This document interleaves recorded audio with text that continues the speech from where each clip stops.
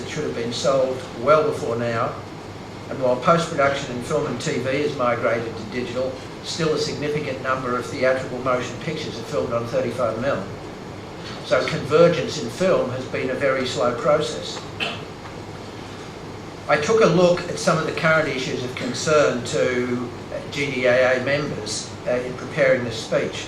And I guess the big thing that at the political level, as Tony alluded to, is that you guys, or your association, is lobbying to potentially expand the ambit of the film location and PDV offsets and the producer offset to game developments.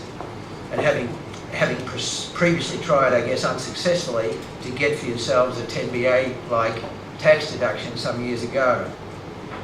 The Screen Production Association has no formal policy on this potential expansion, but I can certainly understand and see why your business might feel such an entitlement. And I think, speaking personally and not for the association, I'd be very glad to see those opportunities and subsidies passed over and added to your industry as well, although of course selfishly not to the extent of any diminution in the subsidy for film. But the problem you may have is you've managed to build up your industry over 20 years with minimal government funding. I know there's a little bit of money coming in now from Victoria and Queensland, and that's an achievement that you've managed to do that.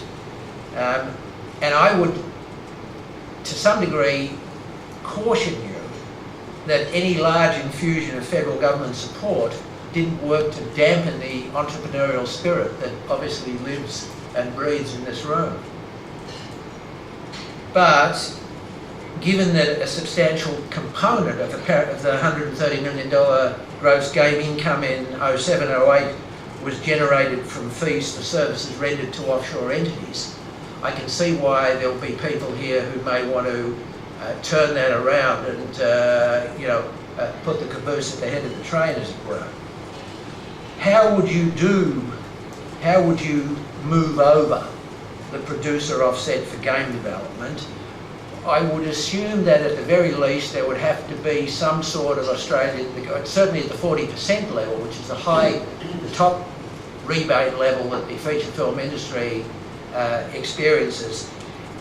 This government would not be prepared to do that without the introduction of the sort of Australian content test that's calibrated to the idea of initiation of the idea. In other words, a film like Australia, Berman's picture, which was initiated and conceived by him, notwithstanding that it was funded by Fox, was considered Australian for the purposes of the offset legislation. Similarly, the Project Guardians of Gahul that Zack Schneider is developing with Animal Logic right now is an Australian-initiated project.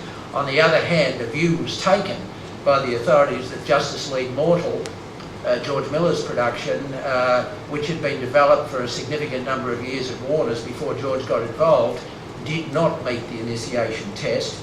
And knowing, of course, Alex Proyas's picture, which is just in release and shot here in Melbourne, will probably, although I gather the decision hasn't been finally made, will probably fail the Australian content test again on the basis that was a project that was initiated and nurtured and developed by an American producer for a considerable number of years before Alex got involved. So that would be something that you would be taking on, and it may require some cultural argument as well, to perhaps try and expand the cultural definition from the traditional cultural definition that that's been used in Australian cinema to a more pop-based definition of culture for games. Although the idea of sort of kangaroos and sort of wallabies running around the caverns of Resident Evil, there may be a lot of appeal in that particular game, and it is copyrighted, by the way. But another way to get some dollars out of government, which might be helpful for you, and I gather this is also in the discussion pod, is more some sort of research and development scenario, some sort of tax shelter that might be, or tax rebate that might be directed more towards the development cost, you know, which in your industry is as expensive, as we've learnt this morning, as motion picture development. Given the attitude of Treasury here and tax to some degree, arguably that might be an easier sell, we think, based on our experience, than an offset. But obviously your own association and some of your lobbyists will be hip to that. But I congratulate you guys, because seriously, on the raw face of the numbers, from a purely commercial perspective, and perhaps simplifying your things, your industry has more of a success story to tell than we do.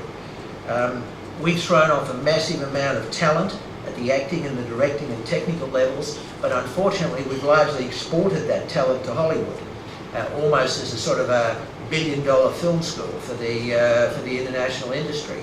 And you know, part of the film industry's job right now is to try and repatriate some of that talent and get it working back here. So that success, you know, you're successful. Australians love to make people successful, and then they're not so happy when they get too successful. So whether that's going to make it more difficult for you to knock on the door of government, I don't know. It's an election year next year. Who can tell? But you need some support. You clearly need some government assistance. You deserve it, because not only are you competing against the low-cost service competitors in Southeast Asia and India and, you know, other places with names that are difficult to pronounce, but you're dealing with other sophisticated jurisdictions like Quebec and other countries where there's a very highly developed government and provincial-based tax support system for the games industry. So we can't fall behind. The Australian dollar, the continued volatility of the Australian dollar, is something that impacts on you guys and us as well. It's very familiar. What can we perhaps learn from you guys, was another question that I asked myself. And I think, you know, what you guys are very hip at, and we're less so, is branding and marketing and creating audience want to see. I mean, perhaps Australia in the last 12 months came closest to creating the sort of want to see that US movies like Fast and Furious do every week. But, you know, nothing in the film industry, in the Australian film industry, has rivaled the excitement of something like Halo 3, you know, when it comes out. And perhaps, you know, the hope is that you guys will be able to, you know, achieve some sort of similar hullabaloo, you know, before too long. But I think the other thing we need to do is we need to embrace, the film industry needs to create the sort of the commercialism that most of you guys seem to have. You know, I know there was this dialogue about, you know, hate this morning, but I mean, hate in games seems to be driven, it seems to be a driver for sort of what you would call quasi-heroic activities and victorious results, whereas in our film industry we seem to concentrate on the dark, the bleak. Our narratives are unhappy and depressing. You know, games are for fun. Games are multi-sensory, cognitive stimulation and socialisation, and cinema should be like that as well, but our Australian industry's forgotten that, so we can, to a large degree, so we can learn that from you. I guess story and narrative, you know, games are about winning. They're about achievement and competition. And Australian films too often are about losers, eccentrics and failure. And why would an audience pay to see that? There's plenty of this in real life, right? And then collaboration.